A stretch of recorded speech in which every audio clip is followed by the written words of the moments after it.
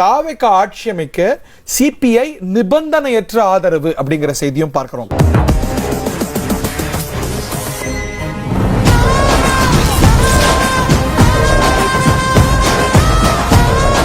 காங்கிரஸ் அது கண்டிஷன் போட்டாங்க, அந்த போர்ஸோட சேர்க்க கூடாது, இந்த போர்ஸோட சேர்க்க கூடாதுன்னு. சிபிஐ நிபந்தனையற்ற ஆதரவு வழங்கி இருக்கிறாங்க.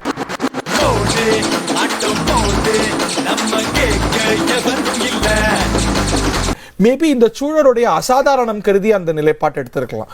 ஒரு சாதாரண சூழல்ல இந்த மாதிரி நெருக்கடி இல்ல, கவர்னருடைய நிலைப்பாடு இல்ல அப்படின்னா அவங்க கண்டிஷன்ஸ் கூட போட்டுருக்கணும்.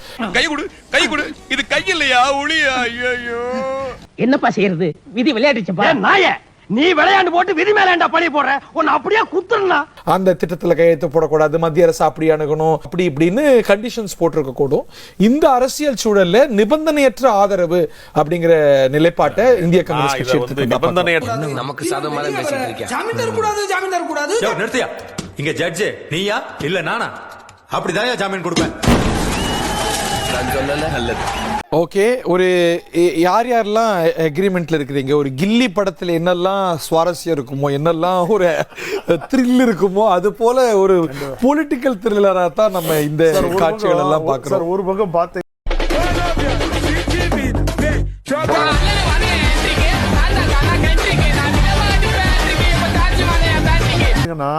அன்னைக்கே அவர் வந்து கொடுத்துட்டு போயிருந்தாருன்னா இது எல்லாமே வந்து குதிரை போற மாதிரி எங்க நடந்திருக்கும்? கிரவுண்ட் டெஸ்ட்ல நடந்துட்டு நீ வாரியா இருந்திருக்கான். அவர் இதே இங்கே முடிச்சுட்டே போறாரு. இது ஒரு வகையில் நல்லது, ஒரு வகையில நல்லது. அதே எடுக்கிற முடிவெல்லாம் நமக்கு சாதகமா தாயா இருக்கு.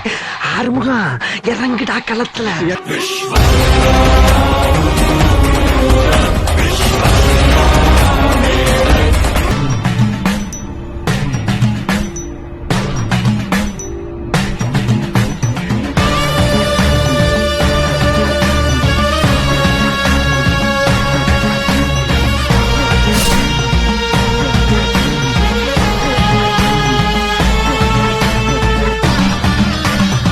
நம்ம சேனலோடைய வளர்ச்சிக்கு நீங்க கான்ட்ரிபியூஷன் செய்யணும் அப்படின்னு நினைச்சீங்கன்னா இந்த QR கோட் மூலமாக உங்களால முடிஞ்ச அமௌண்ட்டை நீங்க கான்ட்ரிபியூஷனா நம்ம சேனலுக்கு அடிக்கலாம். நன்றி. ஆமா, போயிட்டு மாத்திக்கிட்டு அங்க போய் நீங்க பண்ண அடுத்த கூவத்தோட உருவாக்குவாங்க. ஒருத்தர் இங்க கூட்டிட்டு போய் அடைப்பாரு. இப்பவே பாண்டிச்சேரி போயிட்டு அப்புறம் என்னெல்லாம் நடக்க போகுதுன்னு தெரியாம இருக்கும். அதனால இது வந்து ஒரு தூய சக்தி தான். நான் சிஎம்ங்கறத மறந்துடாத. 100 எம்எல்ஏக்களை கூட்டிட்டு போய் ரிசார்ட்ல உட்கார வச்ச சாயந்தரத்துக்கு கூட நானும் ஆவேன் சிஎம். செல்வி ஜெயலலிதா அடிக்கடி சொல்லுவாங்கல்ல, நான் நெருப்பாற்றில நீந்தி வந்திருக்கேன் அப்படின்னு. அந்த டயலாக் இவர் சொல்லலாம்னு கடன் வாங்கலாங்கிற அளவுக்கு இந்த 2-3 நாட்களா நடவடிக்கைகளை நம்ம பார்க்கின்றோம். இல்ல சார், ஆனா பயங்கர த்ரில் சார், த்ரில்லிங்கா இருந்தது. நீங்க ஒண்ணு கவனிச்சீங்களா? ஒட்டு மொத்தமா எல்லாருமா சேர்ந்து ஒருத்தனை எதிர்க்கிறாங்க.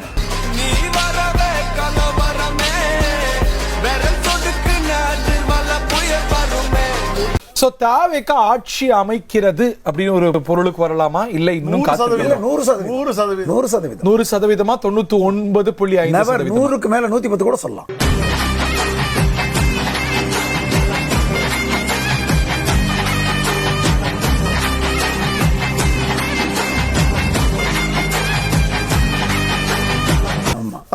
புரட்சி தலைவி அம்மா அவர்களுக்கு இதே சோதனைகள் வந்தது, வேதனைகள் வந்தது. ஒவ்வொரு மத்தியத்தில் யார் இருக்காங்களோ அவங்க கொடுக்கிற சோதனை தான் இந்த தலைவலியே.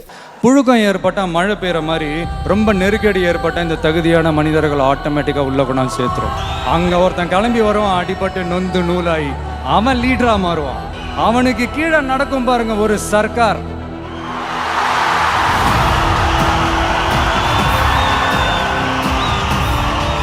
தமிழக அரசியல் வரலாற்றிலேயே ஒரு மிகப்பெரிய திருப்புமுனை நிகழ்வு நடைபெற இருக்கிறதா என்கிற மிகப்பெரிய கேள்வி தற்பொழுது நம்மிடையே எழுந்திருக்கிறது. அதுக்கு காரணம் என்ன அப்படின்னு பார்த்தா, திமுக ஆதரவுடன் அதிமுக ஆட்சி அமைக்க போவதாக பரவி வரும் தகவல் பெரும் பரபரப்பை ஏற்படுத்தி உள்ளது. பாருங்களேன், 2026 மேபி இது கூட நடக்க வாய்ப்பு இருக்கு. திமுக அதிமுக 2 பேரும் கூட்டணி வைப்பாங்க. எங்க தலைவர் அவர்களை எதிர்கொள்ள இப்ப திமுக அதிமுக எதிர்வது திசையில இருக்கா? எங்க தலைவர் அவர்களை வீழ்த்துவதற்காக திமுக அதிமுக கூட கூட்டணி வைக்கலாம். இதெல்லாம் வந்து பயங்கர ஜோக் எல்லாம் கிடையாது. உங்களுக்கு ஜோக்கா தான். தாவேகாவுக்கு வெளியிலிருந்து ஆதரவுங்கிற நிலைப்பாட்டை எடுத்திருக்கிறாங்க. எதுக்குடா அவனை தொட்ட? அவன் சுடு தண்ணியிலேயே கைய விடுவான். உன்னை சும்மாவா விடுவான்?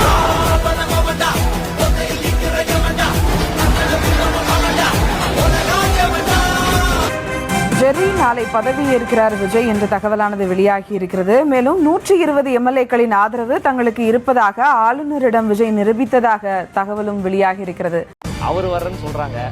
It has always been ruled by conversation and negotiation. அவர் எப்போ வருவாரு? அவரும் வராரு. தமிழக வெற்றி கழகம் தலைமையிலான அமைச்சரவையில காங்கிரஸ் கட்சியும் பங்கு கொள்கிறது அப்படிங்கிறது உறுதியாகிறது. அவர் தனியா வரல, கூட இவரையும் கூட்டு வர்றாரு. அவரும் வராரா?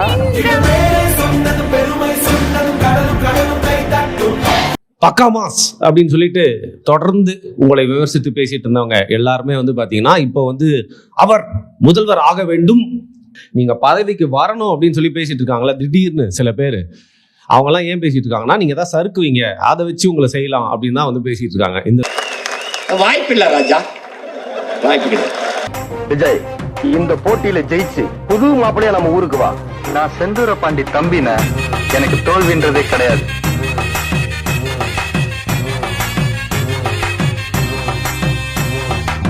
தாவேகா தலைவர் விஜய் தற்போது ஆளுநர் அர்லேக்கரை சந்திக்க புறப்பட்டிருக்கிறார்.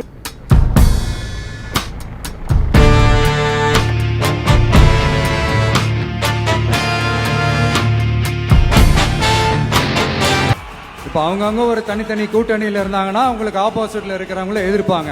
ஆனா ஒட்டு மொத்தமா எல்லாருமா சேர்ந்து ஒருத்தனை எதிர்க்கிறாங்க. அதுக்கு என்ன காரணம்? ஒட்டு மொத்தமா எல்லாருமா சேர்ந்து ஒரே கூட்டணியில இருக்கிறாங்க. முன்னால சேருது மயிலக்காடு, பின்னால ஆடுது முரட்டுக்காடு. ஆனா தாவேகா கூட இப்ப இணைந்த காங்கிரஸ் என்ன செஞ்சிட்டாங்க? கொடி பிடிக்க ஆரம்பிச்சிட்டாங்க. ஏய் ஆளுநர் அவர்களே, வெளியில வா, வந்து பதவி ஏற்க விடு அப்படின்னு சொன்ன உடனே அடிமையா இருக்க மாட்டாங்க. நானே கேட்கிறேன், காலம் முள்ள நாங்க சாசனம் எழுதி கொடுத்தோமா? நாங்க திமுக அடிமை எழுதி கொடுத்தோமா?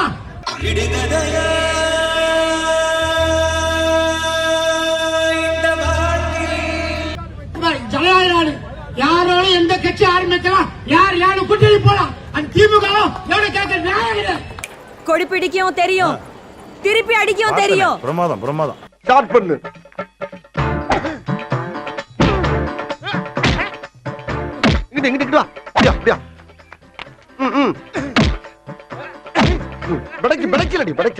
மண்டையில மட்டும் அடிச்சிடாத, கொலைகேசல் உள்ள போயிருவேன்.